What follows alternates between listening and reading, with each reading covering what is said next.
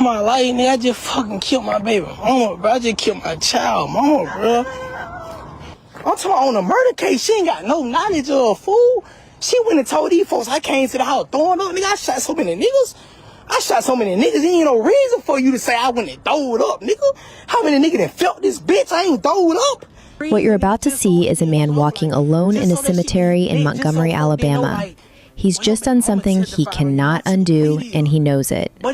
He went live on Facebook from this cemetery, and before long, the whole internet was watching. But before we continue... Niggas try to play, but that come with consequences. My life, nigga, I just fucking killed my baby mama, bro. I just killed my child mama, bro. Nigga don't understand, but like, on TV, nigga, like, somebody you took care of, somebody you made sure was straight, bro. She went against me, nigga. The first time my baby mama tried to go against me, nigga, on my baby, nigga, the first time she tried to go against me, I took a plea deal so she didn't do it, nigga. That's how bad it hurt me the first time. The first time it hurt me so bad, nigga, I took a plea deal. Now I'm going to take you all the way back, because none of what you just watched started that night, and to truly understand it, we have to go back to the beginning. The man you just watched is Jakaleb Spell, known to everyone around him as Lee Spell.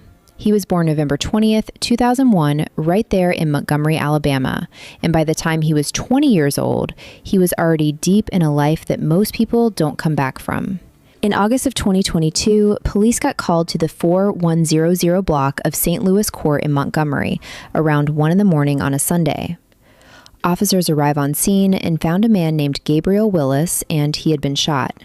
He was rushed to the hospital, but he did not survive. May he rest in peace, and all condolences to his family and loved ones. We have an update just in from the Montgomery Police Department confirming 2 arrests in connection with a deadly shooting that happened over the weekend. 16-year-old Quindarius Streeter and 20-year-old Jakaleb Spell are now charged with the murder of Gabriel Willis. Their bonds were set at $1.5 million. No other information was released. Their bond was set at $1.5 million each.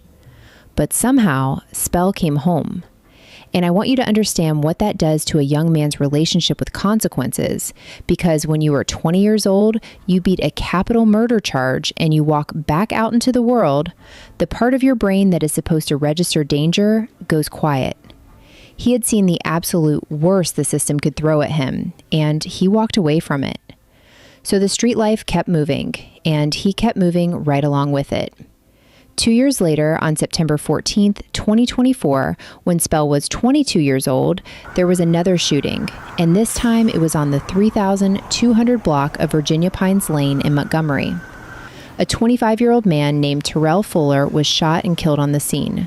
May he rest in peace, and all love and condolences to his family. A man named Kendarius Burden was arrested and charged for this murder. And then he stays completely silent, does not give up a single name, and does not say who was with him that night. He took the charge alone and kept his mouth completely shut. A man who's currently incarcerated at the Montgomery County Jail is now facing new charges in connection to a homicide. 22-year-old Quindarius Jermez Burden has been identified as a suspect in the shooting death of Terrell Fuller. Fuller was killed in Montgomery on Virginia Pines Lane back in September. Burden was already serving time in the county jail on robbery charge. According to court files, he allegedly robbed someone less than 14 hours after Fuller was shot. Police say Burden will remain in the Montgomery County Detention Facility without bail. And once again, Jakaleb Spell walks out on bond. Now here is where a woman named Ari enters this story. Ari was Lee Spell's baby mother. They had a son together, and from the surface, what was happening between them looked like what a lot of people would recognize. A man who had moved on to someone new, and a woman who was struggling to accept that reality. But it was much deeper than that, and we will get to the full depth of it shortly. So what Ari did was that she went to detectives voluntarily. Nobody made her or forced her, and she walked into that precinct and gave a statement about the Terrell Fuller murder. She told them that Spell had come to her house after Terrell Fuller was shot. She said he was sick and he was throwing up. This woman had just put herself at the center of a case she wasn't directly tied to and gave testimony that could send spell for him for the rest of his natural life. And a trial was set for today, Monday. Now, the first time Ari had ever moved toward testifying against him on a prior case, Spell had taken a plea deal. Not because he was backed into a corner and had no choice. He took that plea specifically so she would never have to stand in a courtroom and publicly go against him. He was willing to serve years in prison just to stop that from happening. He came home from that plea and still continued to pay her rent, show up for his son, and he never made her feel the weight of what he had sacrificed to keep her name out of it. She went back anyway, and this time on a bigger case with a trial date attached and everything. There is also a detail that tends to get lost in how people talk about this story. He said in his post that she was also heard about him wanting cash back that belonged to him. So it was not just the heartbreak of him moving on because there was now another woman in his life. There was a money dispute layered on top of it. And this was the moment that an already tense relationship crossed into something much more dangerous. They both somehow decided to meet, and I don't know why she would agree to meet him a day before she was going to testify against him. She showed up to that meeting thinking it was something else entirely, and that was when killed her. Now, before that live that you watched even started, before he stood there at that cemetery with his phone, he had already been putting things on the internet. And I want to walk you through what he posted in the order he posted it, because it is a trail of breadcrumbs that tells you exactly where his head was going in the hours leading up to all of this. He posted this: "I'm going through shikt. I am wish on my worst enemy. I changed for my son. I started doing better for him. I stopped getting on niggas to be a better dad and lead the correct way. My son mom was so hurt about me moving on. She was so hurt about me wanting cash back that belonged to me that she wanted me in prison. I had 2 cases that was beat. She tried testifying in one. I took a plea just so I ain't have to watch her get on a stand and blemish my image. That wasn't good enough. She knew I was coming home, so she willingly met with detectives, lying, speaking on a murder case she had no knowledge of, saying I came to her house after throwing up. She got none out of this, just doing it to see me gone forever. I wasn't the best dad, but I wasn't far from it. That alone should have made her have enough heart to not go against me for some crackers that didn't give a damn about her or me. What was she gonna do when I went away? I do everything for my boy. This girl wanted a family back so bad that if she couldn't get it back, she was willing to send me away forever, knowing my son was my soft spot. It's even crazy she tried testifying on me after setting up like 20 in the city for me. I ain't be a lowdown. I took my plea and still continued to be a great dad. I ain't mistreated her about the situation or none. I'm so hurt because she wasn't forced to go give no statement. She didn't have to. She did it out of hurt. She ain't think about how my baby would need me.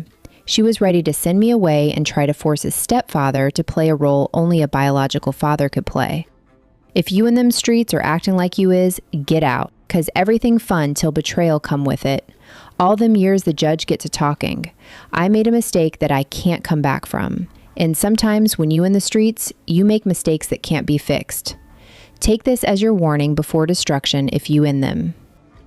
Then he posted on his Facebook story a car in the dark, and the song he had playing over it was Ups and Downs by Hunk Show with the text, "I'm sorry, I don't deserve betrayal. I gave my all to people." Nobody had any way of knowing that by the time that story went up, Ari was already gone. And then the live started.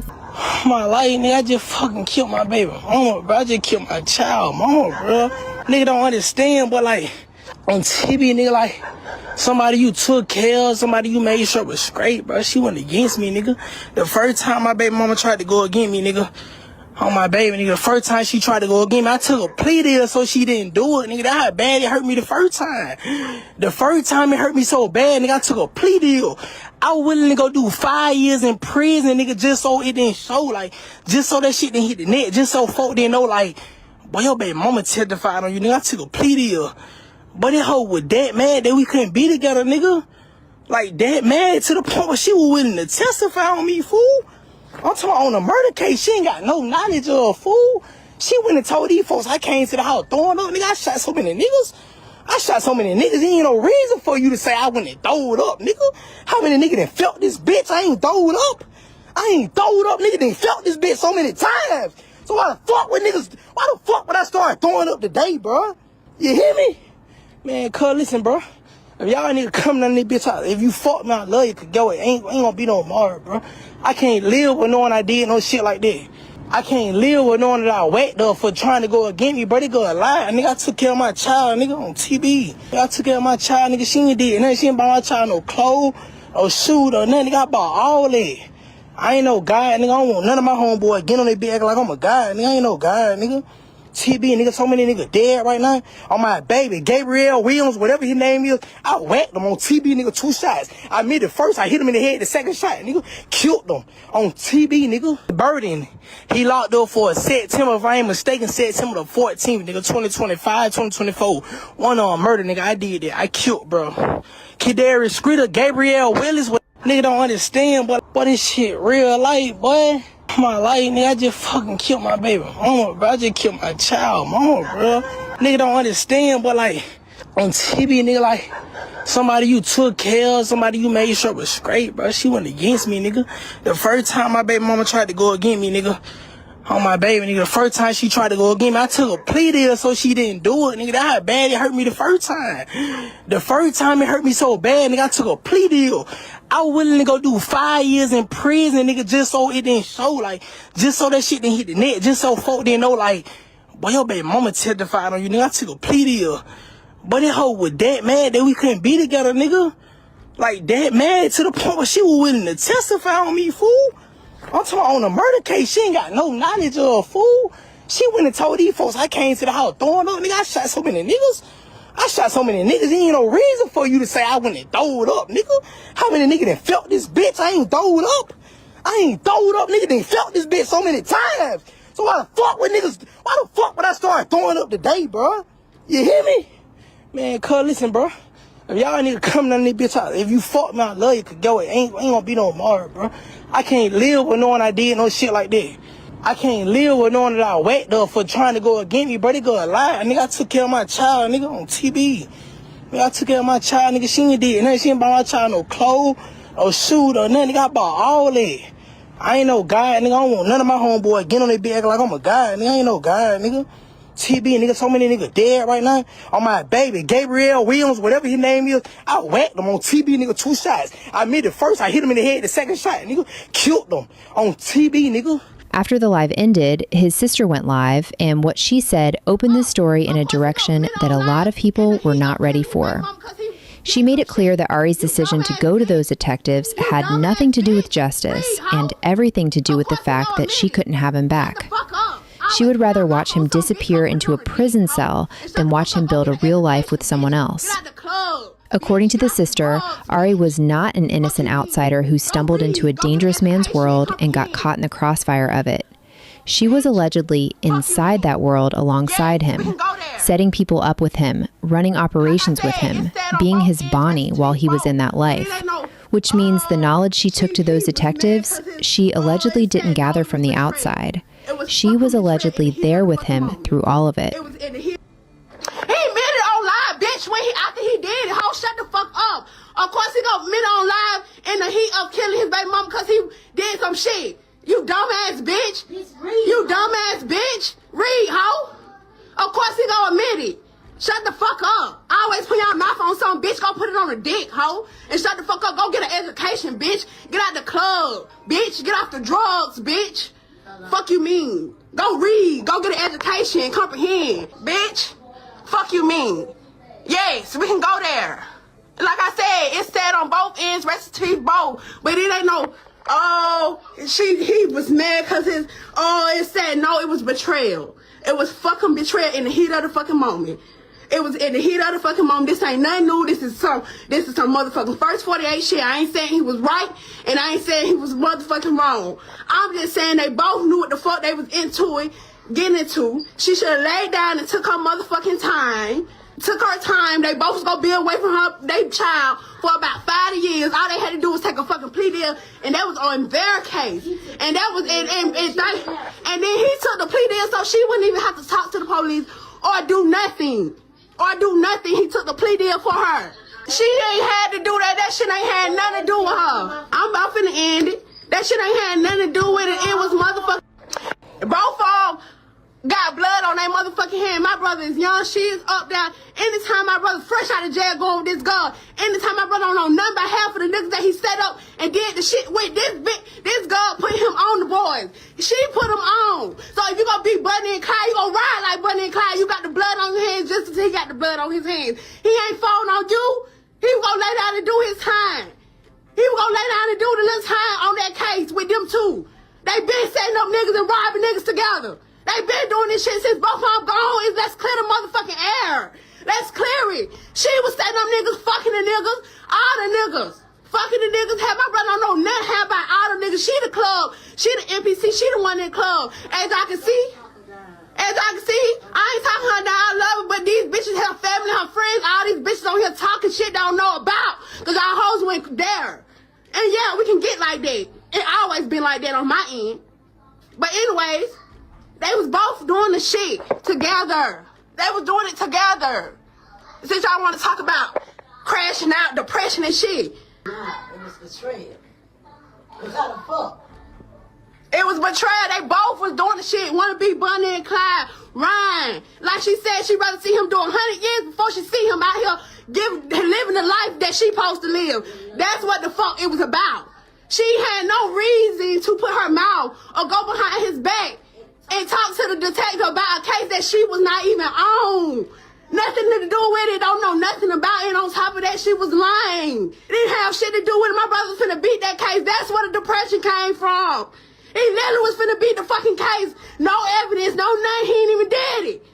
They couldn't pinpoint shit on him. They couldn't do nothing.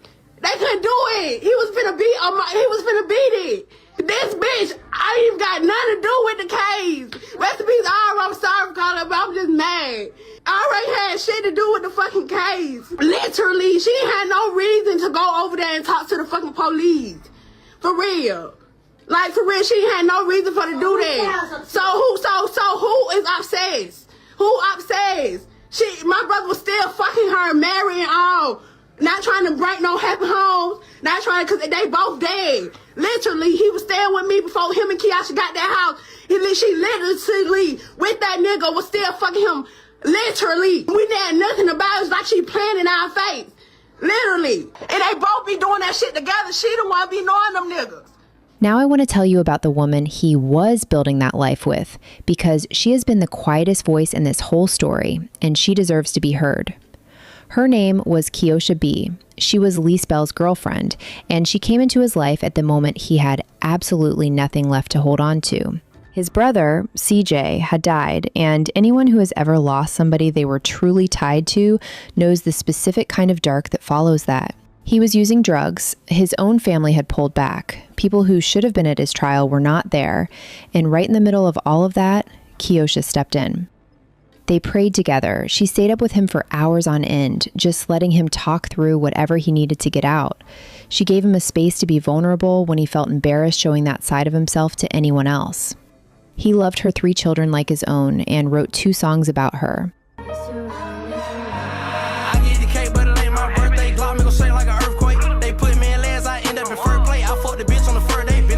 They had been together for 2.5 years, completely inseparable, and she said he always ran everything by her first. He did not call her that Sunday night. She found out the way everyone else did, and then she posted this. I first met you at one of the most devastating moments in your life. Your brother had just passed.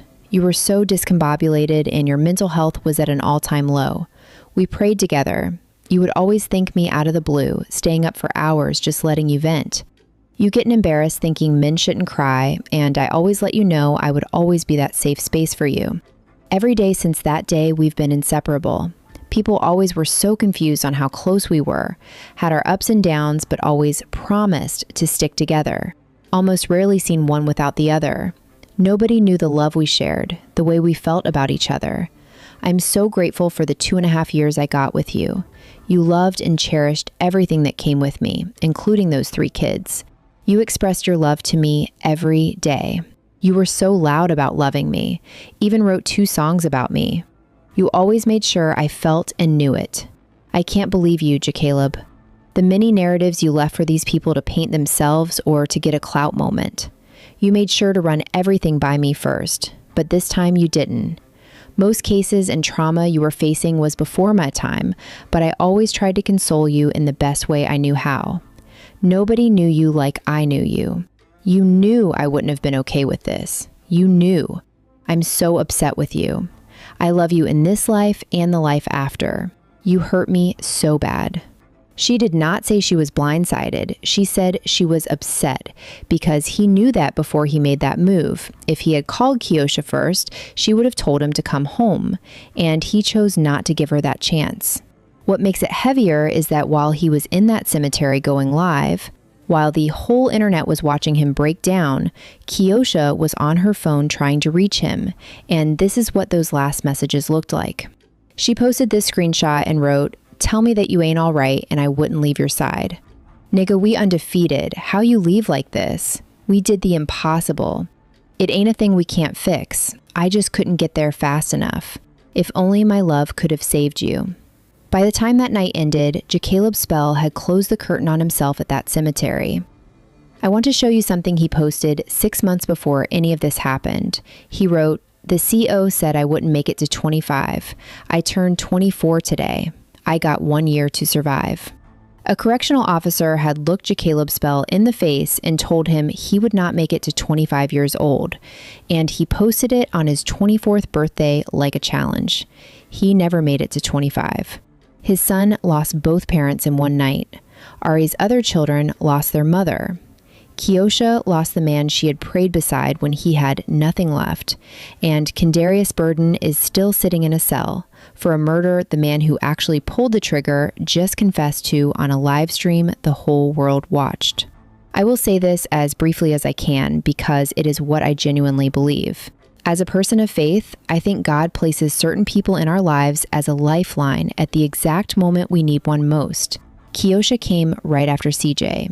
Right when the floor was gone. She stayed. She was texting him to come home in real time while he sat in that cemetery. And what I have not been able to let go of is that he knew what she would have said if he had called. He already knew she would have brought him back from that ledge. That is the only reason he didn't call first. And that is the part of this that will stay with me the longest. Sending prayers to every family this touched. All of them, without exception. I want to leave you with 2 things before you go, and I want to see what you think in the comments. The trial was set for Monday. Everything happened on Sunday night. Nobody will ever know what was actually going to happen in that courtroom. If she would have shown up, maybe changed her mind, or whether he would have walked free the way his sister believed he was going to. He made a permanent decision, chasing a certainty he could never actually confirm. Could something have gone his way in that trial? If only he had just waited. That's it on tonight's episode of Consequences. Remember, these are real stories and real outcomes. Drop your thoughts in the comments, subscribe if you haven't already, and I'll see you in the next one.